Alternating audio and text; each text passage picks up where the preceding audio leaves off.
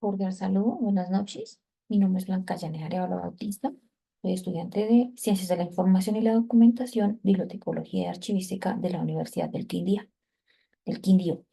Actualmente estamos desarrollando la unidad 2 de la asignatura eh, Organización y Descripción Documental. Entonces, en esta oportunidad tenemos la unidad 2, Ordenación Documental. Trabajo presentado a la docente Marlene Salazar Ramos en la asignatura de Organización y Descripción de Archivos. La introducción, entonces, el desarrollo de la propuesta se realiza teniendo en cuenta la normatividad archivística correspondiente a la ordenación documental, tanto para expedientes en físico como archivos electrónicos digitales y almacenamiento archivístico. Entonces, el marco legal, donde nos establece que la Ley 594 del 2000 como Ley General de Archivos, en su título cuarto, Administración de Archivos, artículo 11. Entonces, dice obligatoriedad de la conformación de los archivos públicos. Entonces, el Estado está obligado a la creación, organización, preservación y control de los archivos, teniendo en cuenta los principios de procedencia y orden original, el ciclo vital de los documentos y la normatividad archivística. Entonces, en el Acuerdo 042 del 2002, entonces la ubicación física de los documentos. Entonces, responderá a la conformación de los expedientes. Los tipos documentales se ordenarán de tal manera que se pueda evidenciar el desarrollo de los trámites.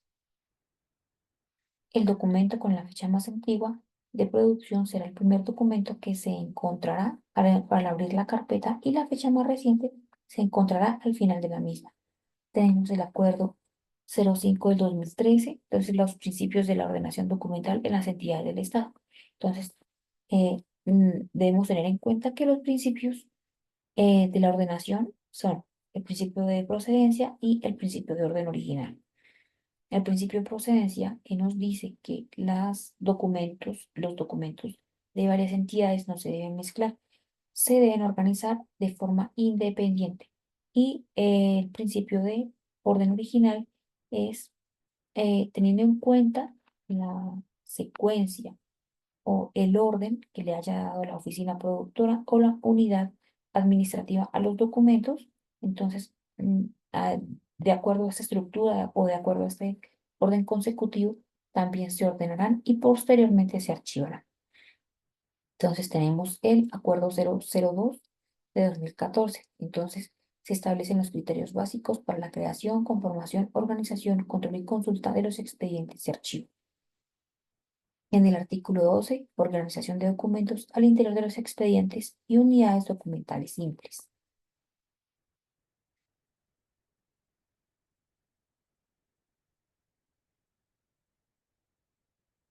Entonces, los documentos que conforman un expediente se deben organizar siguiendo la secuencia de la actuación o trámite, de acuerdo con el procedimiento. Si esto no fuera posible, se organizarán en el orden en que se incorpora al expediente.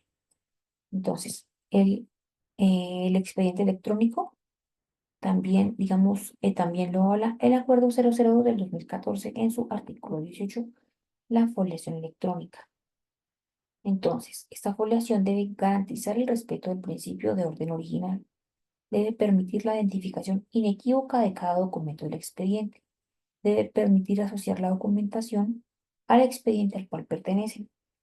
Y debe permitir diferenciar las copias de un mismo documento electrónico que en virtud del trámite se archiven en diferentes expedientes. Tenemos la ley 1437 del 2011, que es el Código de Procedimiento Administrativo y de lo Contencioso Administrativo. Entonces, en su artículo 58, Archivo Electrónico de Documentos. Esto indica que los documentos producidos mediante programas electrónicos se deben archivar electrónicamente. El expediente electrónico es el conjunto de documentos electrónicos correspondientes a un procedimiento administrativo, cualquiera que sea el tipo de información que contenga. El expediente electrónico deberá garantizar condiciones de autenticidad, integridad y disponibilidad. Estas últimas, las condiciones de autenticidad, integridad y disponibilidad, es uno de los retos de la gestión documental en cuanto a la migración de los documentos en medios magnéticos, dado pues que digamos que últimamente se han dado ataques cibernéticos a las entidades y podrían ser vulnerables, sobre todo si son documentos sensibles, a ataques cibernéticos. Entonces tenemos también la ley 1712 del 2014 y la ley de transparencia.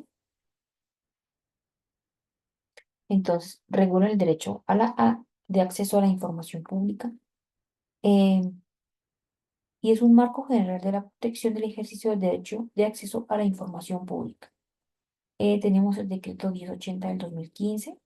En él está el capítulo 5, entrega y o transferencia recibo de documentos y archivos electrónicos. Tenemos las directrices para la entrega y o transferencia y recibo de información, documentos y archivos electrónicos. Tenemos la descripción técnica de los medios electrónicos y los medios electrónicos con documentos digitalizados. Por último, tenemos el Acuerdo 049 del 2000, donde nos especifican los edificios de archivo, las condiciones generales, las áreas de depósito, condiciones ambientales y técnicas en cuanto a su ventilación, filtrado de aire, iluminación en depósitos y mantenimiento.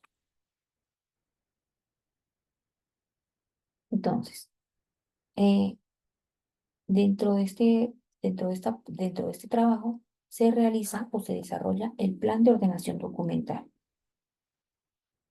Entonces, la ordenación documental. La ordenación es el proceso mediante el cual se da disposición física a los documentos. Es el proceso donde se unen y relacionan las unidades documentales de una serie, así como los tipos documentales al interior de los expedientes según un criterio de ordenación determinado. Sin embargo, la ordenación no solo es una disposición física coherente de documentos, también es el testimonio de la gestión de los trámites que dieron origen a tales documentos, lo que refleja la dinámica administrativa, mo- es, es decir, movimientos en el tiempo.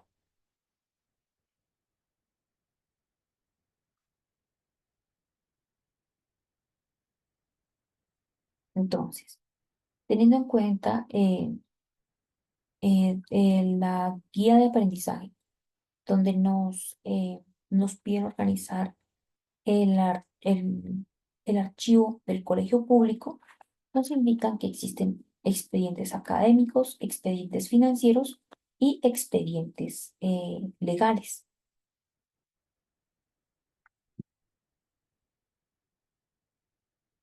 Entonces, en cuanto a los expedientes académicos, identificamos que existen eh, las series y las subseries. Entonces, la serie sería historias académicas de los estudiantes, los manuales de convivencia, los manuales sería una serie y las subseries serían los manuales de convivencia escolar.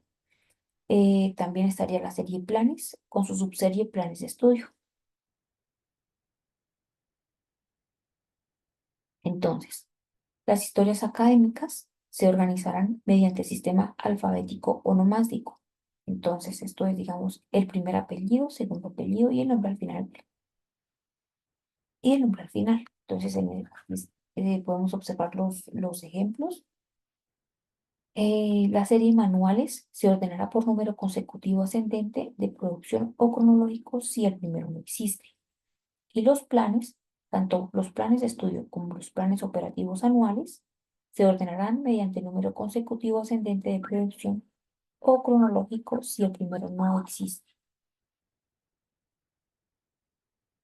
En cuanto a los expedientes financieros, se identificó que pueden existir las series informes y contabilidad. Entre las series informes podemos tener los informes a organismos de control, informes de gestión y los informes estadísticos. Y dentro de contabilidad podemos tener causaciones, órdenes de pago y recibos de caja. Digamos, esta ordenación, digamos, acá también se hizo una ordenación y es una ordenación temática, donde se ordenan las series y subseries documentales por asunto o tema de contenido. En los expedientes legales tenemos la ordenación temática, entonces están las actas de consejo académico, actas junta directiva, actas de asamblea general, contratos de obra, contratos de prestación de servicios y contratos de suministro. Entonces, en la serie de actas tenemos las actas de consejo académico, actas de junta directiva y actas de asamblea general. En la serie de contratos tenemos los contratos de obra, contratos de prestación de servicios y los contratos de suministro. Se ordena cada una de las subseries documentales por sistema numérico consecutivo teniendo en cuenta el orden de su producción, o en su defecto, cronológicamente si no se cuenta con un consecutivo claro. Posteriormente, posterior de la ordenación documental, se realiza la depuración documental, teniendo en cuenta el Acuerdo 027 del 2006. Entonces, esto indica que se retiran aquellos documentos que no tienen valores primarios ni secundarios para su posterior eliminación, tales como copias o fotocopias, cuando el original se encuentra en el expediente, tarjetas sociales, circulares, memorandos informativos, hojas y formatos en blanco, normatividad, periódicos o revistas que hubieran sido tomados como apoyo para la gestión del expediente, pero que no tienen ninguna relación directa o que no hacen parte integral del mismo concepto técnico y que no tienen ninguna relación directa o que no hacen parte integral del mismo. Digamos que esta definición fue tomada del concepto técnico AGENE sobre depuración documental. Es importante tener en cuenta que antes de realizar la depuración documental es necesario consultar con la oficina productora de los documentos objeto de depuración. Digamos que en este caso se realizaría esta consulta teniendo en cuenta que lo único que tenemos es un cuadro de clasificación documental y no contamos con tablas de retención documental que nos indiquen los tiempos de retención de los tipos documentales y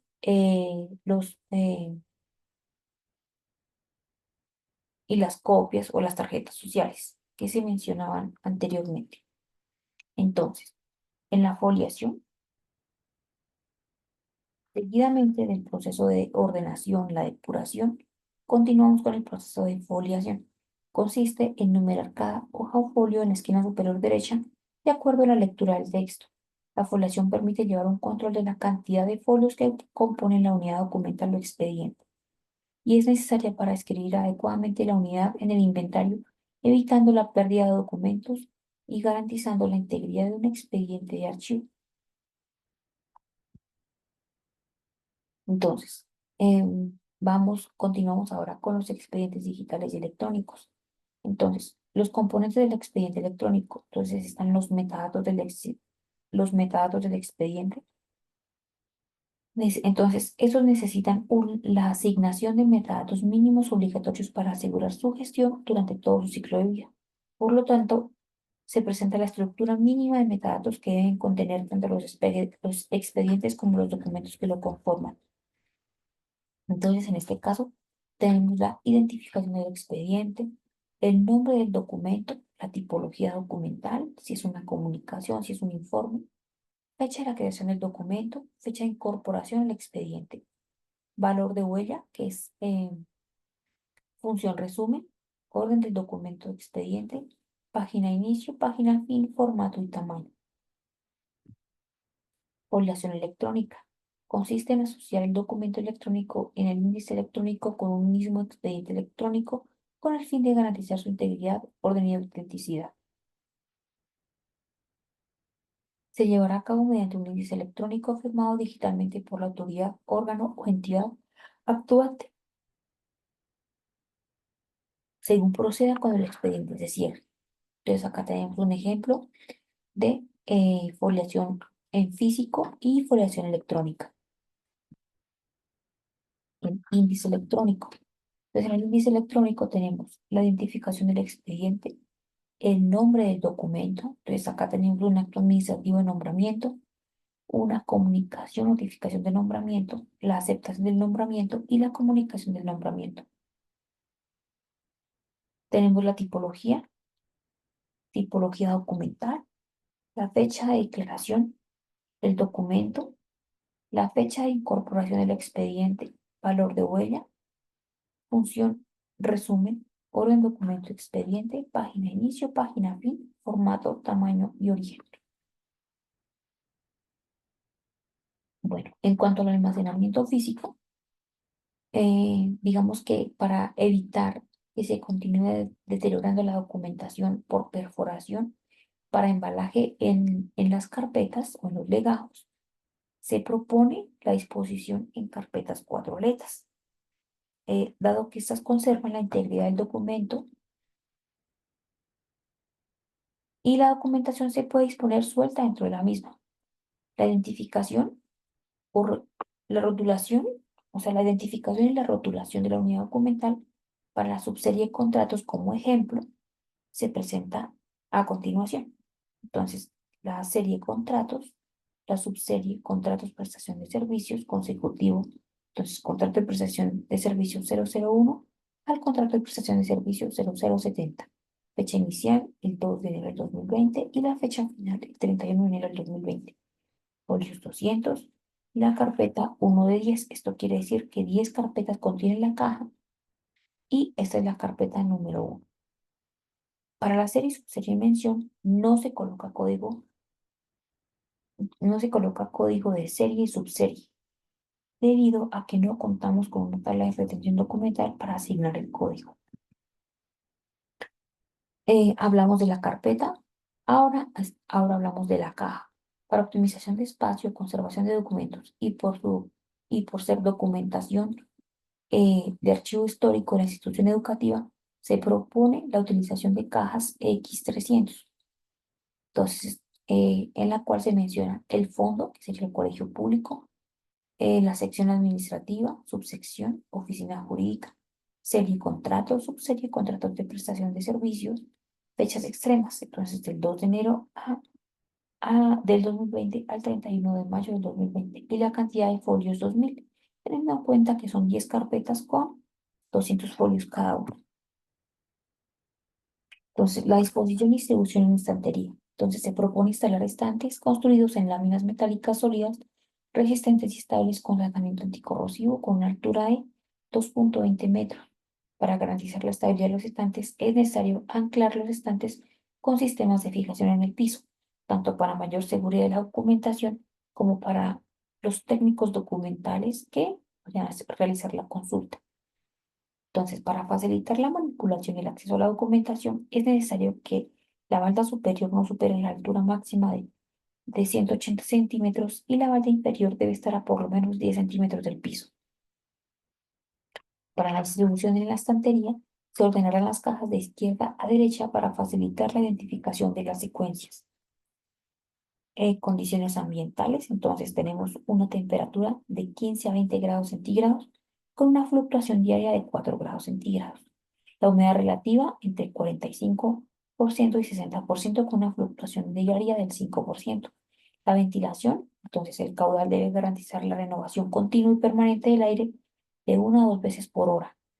Esto se debe establecer de acuerdo con las condiciones ambientales internas que se quieren mantener y al espacio disponible. La disposición de las unidades de conservación en los estantes deberá permitir una adecuada ventilación a través de ellos. El filtrado de aire, entonces son medios de filtración de aire de ingreso tanto de partículas sólidas como de contaminantes atmosféricos. La iluminación en depósitos, entonces se propone que las instalaciones donde reposará la documentación cumpla con las siguientes características. Entonces, evitar la incidencia de la luz directa sobre la documentación y contenedores. Esto ocasiona que el documento se vea borroso. Entonces, la luz directa durante un periodo largo de tiempo ocasiona este daño en la documentación. Como iluminación artificial se podrá emplear luz fluorescente de baja intensidad y utilizando filtros ultravioleta. También se propone utilizar los sistemas de emergencia. Entonces, se propone disponer de equipos para atención de desastres como extintores, Solfaclan o multipropósito y extractores de agua de acuerdo con el material a conservar. Evitar el empleo de polvo químico y de agua. Las especificaciones técnicas de los extintores y el número de unidades deberá estar acorde con las dimensiones del depósito y la capacidad de almacenamiento. Implementar sistemas de alarma contra incendio y robo. Proveer la señalización necesaria que permita ubicar con rapidez los diferentes equipos para la atención de desastres y las rutas de evaluación de evacuación y rescate de las unidades documentales.